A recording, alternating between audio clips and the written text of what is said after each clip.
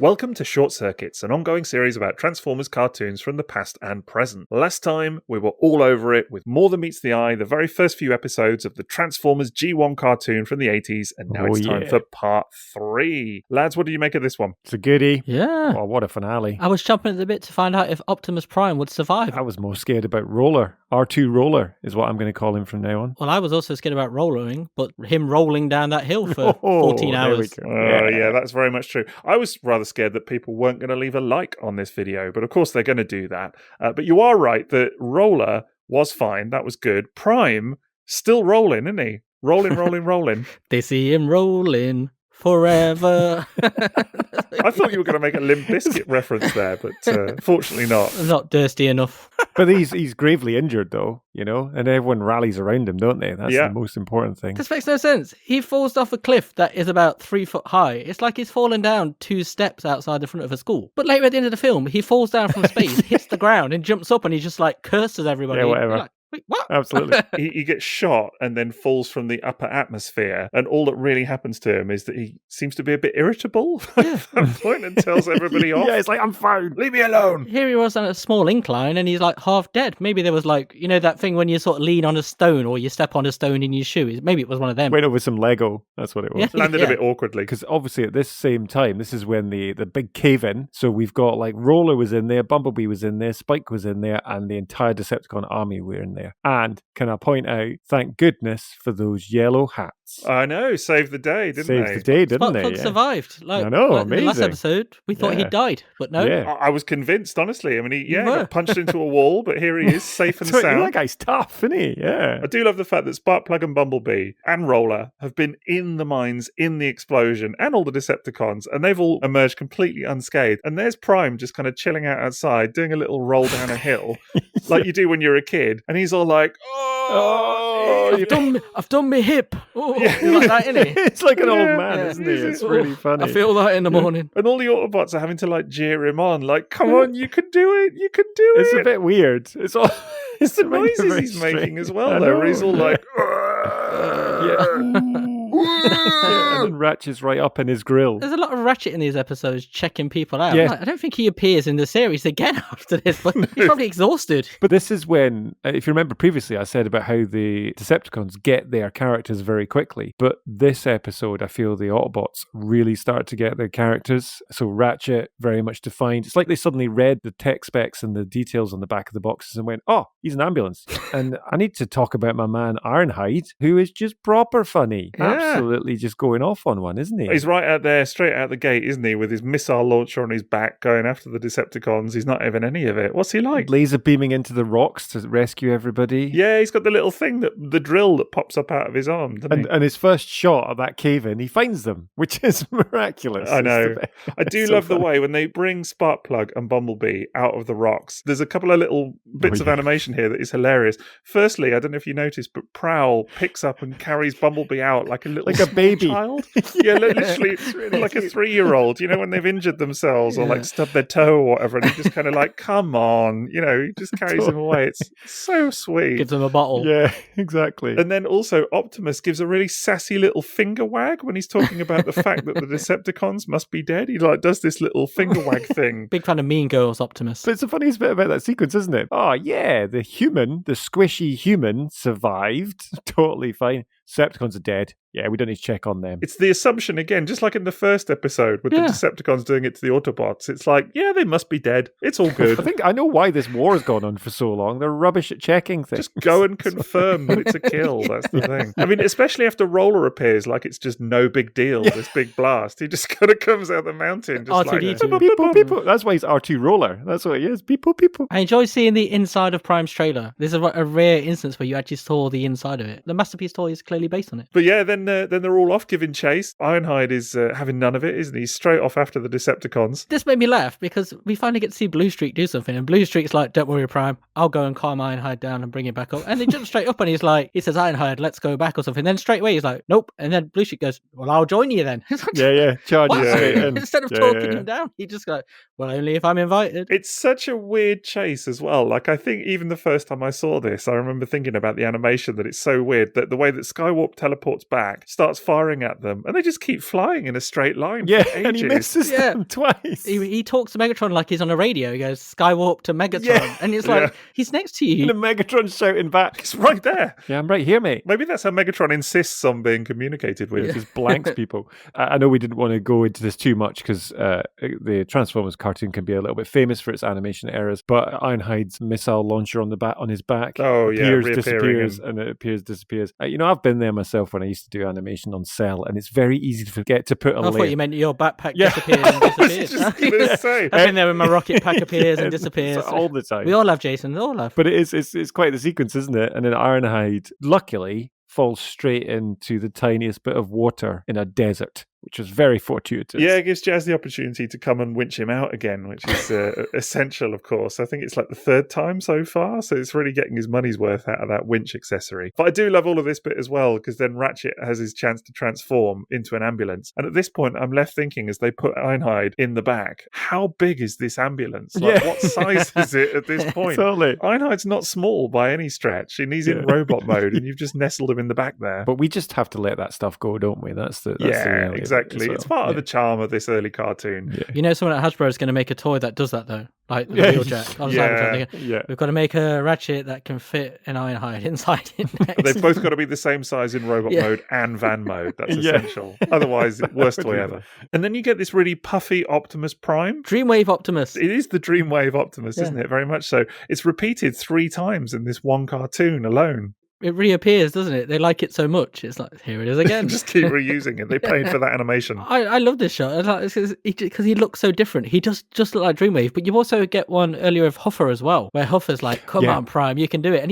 they all look super buffed. It's like, yeah. And it's like, is it Buffer? Is that who this is Buffer. now? Yeah, then obviously we get back to the Autobot base after all of this. And now I had to chuckle at this because Spike is writing in his little diary. Oh, he's sweet, again. Yeah, he's a good lad. If that happened now, that would be like TikTok, wouldn't it? He wouldn't be writing a diary. He'd be filming everything. He's doing his influencer thing. He'd be like, yo, it's your boy, Spikey W. Check out my bling. Check out my new ride. Yeah. Everyone be wearing those yellow hats everywhere. Yellow welly brigade all everywhere. I like that he writes in his diary that he thinks Optimus Prime would make a great president.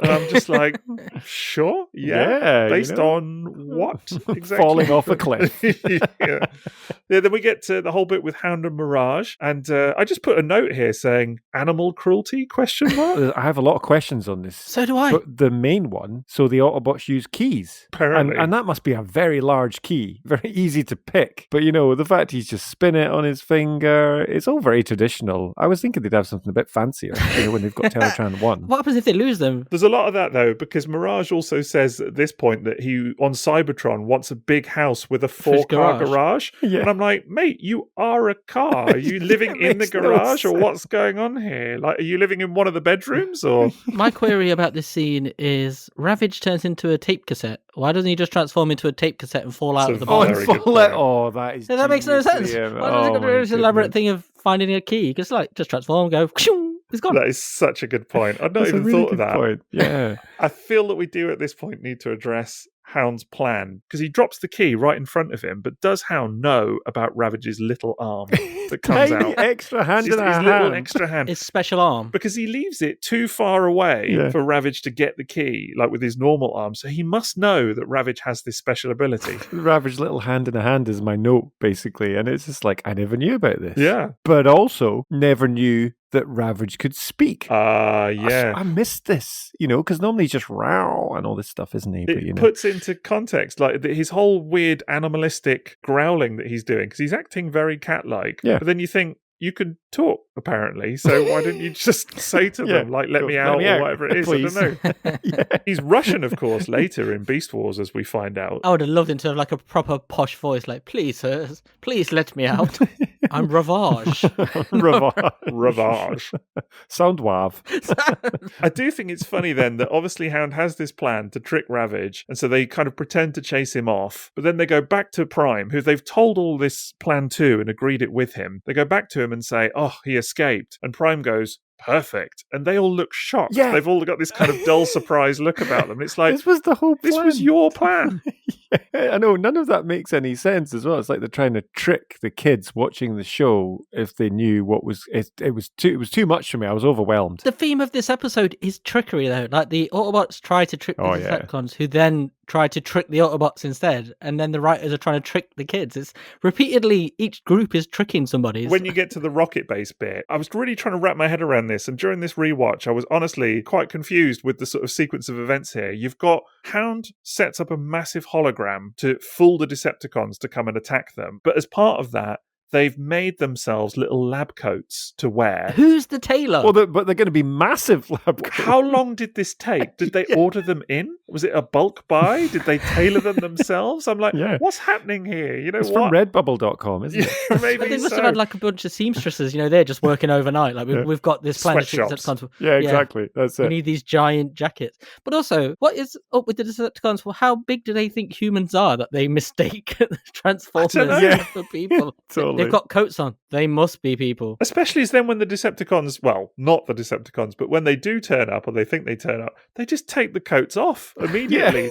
There was no real pointless. Aha, surprise. There was none of that. It was just like, okay, let's take the coats off now then, guys. But the best bit for me is the fact that Megatron is the only Decepticon that turns up and then explains the entire plan. I know, he gloats. To Optimus and gloats completely unnecessarily. I put a note here just saying that the Decepticons could have just not shown up and they would have succeeded. Like, nobody needed to be there. They didn't need to make these weird facsimiles of themselves or any of that. Like, what was that about? Which can punch, by the way, like they can actually fight. Made of cogs and springs. None of it makes any sense. But they could have just not shown up and happy days. There is also the kind of underlying story that's happening as well to do with like Megatron and Starscream, because that's really kind of peaking now as well. And one of my favourite lines was, "You couldn't lead androids to a picnic." Is that one of your favourite lines, though? Because why is Megatron... Picnic? Do you think that's a Cybertronian thing? There's an awful lot of human behaviour kind of bleeding into this. I was watching it. I wondered, did he say androids or did he say ant-droids? Like they say turbo foxes, and they keep saying things that are like slightly human-like, but also slightly robot-like throughout this series. It's a good question. Because that is like leading androids to a picnic. It's like, do androids like picnics? Yeah, maybe they're getting quite deep, If it just had like teddy bear droids or something like that, I'd have been like, oh, there we go, to the picnic. Oh, there we go. Wouldn't have been quite as menacing, though, to say that. Mind you, not that androids was particularly menacing, but I do like how after their whole confrontation, it's really cringe here. Starscream is pretty pathetic at this point. Megatron shoots him down pretty quick and then does the power flash eyes, which is the ultimate signal of like, I've beaten you. With the noise again. But he's also got an accessory we've actually never seen on a toy. He has a weird shield. Yeah, he does. It's when Starscream shoots him, the shield pops up. I was like, oh, this is amazing. The 18,000 Megatron toys with different accessories, marginally most obscure things. No one's given him the bloody shield. I really enjoyed that bit with Starscream though, because he does become, he's he doesn't give up as well. But at this point, Megatron's just done with him, isn't he? He's just like, not anymore. I'm just going to shoot you. Starscream's plans are always nonsense as well, though. He does it like just at random moments. It's never like when he's got the upper hand. He's just like suddenly like, now it's my time, and then he's slapped down. There's never like a reason for it. It's just now it's. I did think that it was funny that he's all like, it's time for action, not words, and I just thought to myself, but Megatron is actually getting shit done at this point. He's literally built a space cruiser. Yeah, like he's doing pretty well. You're just hindering the cause here. I do like when all of this comes back later, and not to jump too far ahead, but of course they have their final confrontation aboard the space cruiser later. And I did think there was a little poetic moment there with Megatron saying, if you dispose of me, there will always be someone waiting to dispose of you. Obviously it's not intentional, but there's a little bit of almost foreshadowing there to the 1986 movie where Starscream technically does dispose of Megatron, but it's Galvatron that comes back to dispose of Starscream, and I thought that was quite funny. That's a very good point, actually. But all of this, of course, leads us back to the final battle, and there's some great stuff in this. I think it's really, really good. I love some of the animation with the roll call. There's that really weird shot of like a million Seekers and a giant Megatron, which is really odd. But yeah, the battle itself has got some great stuff in it. The animation is top tier here. You get the bits where the Autobots are running. You know what you used to see in the end credits. You get that awesome shot where the trailer explodes when Prime's fighting. There's lots of stuff. But the animation with Hound is really strange when he comes up against Rumble, because in the middle of the screen, some sort of like water effects appears when he's like recounting their previous battle. There's some effect. It's like he's underwater. You're like, you're in the middle of a desert. I think they reused some animation at that point. It's reused, and that's what it was. And it was like, it was very surreal. But you're right, Liam. Those were bits that I just like. It's the transform and run that they did as Yeah. well, which are so iconic and so action-packed. And they don't muck about. And that one of Optimus Prime running towards the camera is just, it was the bit that's in the credits as well. Pretty It's cool, isn't superb. it? It looks awesome. Looks very, great. very cool. And sets for like what is an epic final battle. You know, because they could have just gone, you know, pew, pew, pew, and then off they go. But they really went for it, didn't they? Yeah, this is full on. Kind of funny, though, that the Decepticons are like up the lift and then they could just go into the spaceship, but they decide to come back down and then just start fighting each other. Which is what they do ultimately, but then they come back down, have a bit of a scrap and then go, But why do they use the lift? Because they all get on the lift and they're like, oh, we better flee. Why don't they just fly? Fly. They're gonna fly. You know, It's a very seen good them fly question, loads. Liam. Very good question, yeah. There's a lot of that in this, isn't there? So there's some great stuff in the battle itself, though. I mean, you mentioned about the combat deck. Have you seen the thing about the laser finger? This is a very common thing that comes up online. A lot of people mention this. Megatron fires at the combat deck and it explodes. But then as he's doing it, they've obviously reused a shot of Prime pointing and he sort of points. And then in the next shot, Megatron's fusion cannon falls off his arm and it looks like Prime points at it and it just falls off. It's really weird. Brilliant. There's also Spike's amazing rock throw. It's Starscream, its null ray falls off and it gets run knocks over. it clean off with one throw of a rock. Classic Starscream. Yeah. Everything just against him. He's the Millhouse of Transformers, isn't he? He really is. He really is. And then there's all the stuff with the final ship, which I think is superb. I love this bit with Mirage getting on the cruiser and all of that stuff. I've no idea how he gets on there because he's in the final battle on the ground and then suddenly apparently he's on board the ship. Maybe that was a hologram. Maybe with Hound. Sneaky. I love this whole scene, and I don't understand what the plan is because the Decepticons are leaving Earth, and the Autobots are shooting them down to stop them leaving Earth. So how are they protecting Earth? Like, if they'd just let them go, then the humans would have come and filled up the ark, as they do, and then they could have just flown off after them, and that's that. They would have gone back to Cybertron, this dead planet. They'd have buggered off, yeah. But now they've stopped it, and they're like celebrating. The Decepticons are now still stuck on Earth, and this war is going to carry on, but on Earth. Makes no sense. But it allows Prime to put on a rocket pack so that he can fly again. Well, anyway, let's gloss over that. I do think that this is really interesting, this bit with Prime, because first of all, it's not the Optimus Prime that we typically think of. We never really get this Optimus Prime in the cartoon again, because he's angry, he's shouting at them, he's short-tempered, he's barking orders, and you can see that even Sideswipe is like, okay. Yeah, it's like a real characterization for Prime that only exists in this one episode. What is also sort of notable here is that Prime doesn't succeed. He's not the ultimate hero of the day. Mirage is, and I think that is something that we've sort of lost a little bit in Transformers. Like, it's always got to be Prime. But I think it's just good that they gave Mirage, of all the characters, time to shine. Yeah. I love the whole bit where he just turns to Megatron and just goes, happy landings, you know? I think it's just such opens the door. I know. Just one door. And then comes down on a parachute for a robot. Why not? How have they built a spaceship where one shot to one computer totals the entire thing?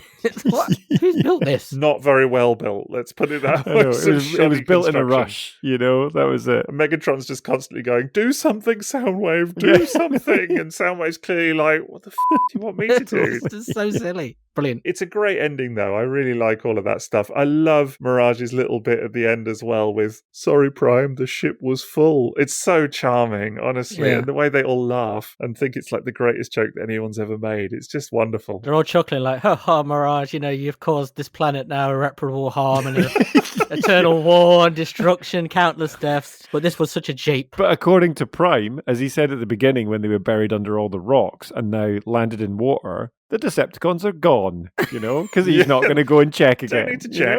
Don't need to check. It's fine. Kill confirmed. Yeah. And all the presidents in the world and prime ministers go, yay, well done. And it's like, did anyone check? Yeah, I did think that it was weird that apparently, again, according to Spike, all the governments in the world, they give them all the resources they need to replenish Cybertron and send them on their merry way. Those ruby crystals. Well, this is it. But it's just so funny because it's like, what? You know, the only thing I can assume is that they just really want to get rid of the Autobots. They're like, just give them what they want. And tell them to go. Get off the planet. Blowing up rocket bases and stuff like that. The thing is that final bit where they say that and then it goes underwater and then the door opens and Megatron. Exactly. That's my note. Dun, dun, dun.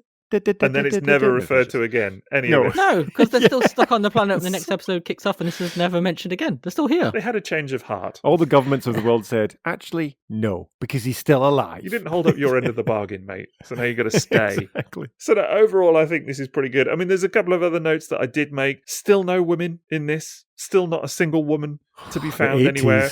Jeez. Not even Lady on Roof this time. Yeah, but they didn't exist in the 80s. What, women? Yeah, according to this cartoon. Certainly not in this cartoon. Yeah, that's certainly true.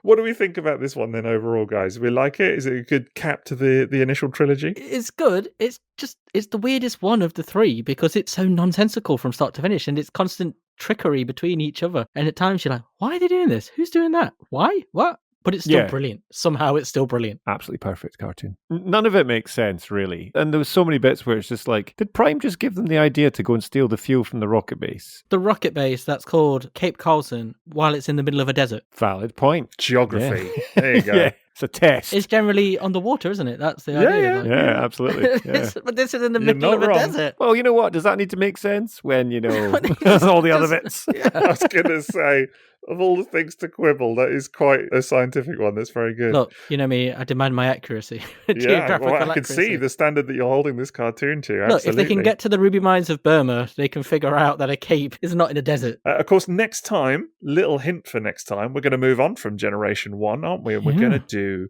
something a bit different. Solitarium ロシの限界によりセイバートロン星より飛散し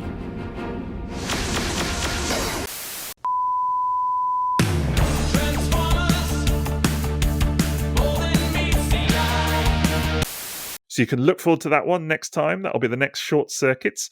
For today, though, we should also mention that if you want to get more chat like this, you can get on our regular podcast that comes out every 2 weeks. That's also on YouTube. It's on Spotify. It's on Google and Apple Podcasts and all of that good stuff. On everything. On everything. Yeah, it's out there. It's just in the ether. Or you can get on our Patreon as well, where we have 5 glorious tiers of stuff. Lots of extra content, lots of little mini-sodes about a range of topics to do with Transformers and occasionally other toy lines as well. All good things that you're going to want to stick in your ears, let's put it that way. Do check that out, patreon.com/Triple Takeover, and give us a bit of a like for today's effort as well. We always enjoy that. But otherwise, thanks for watching today, and we'll catch you for the next one.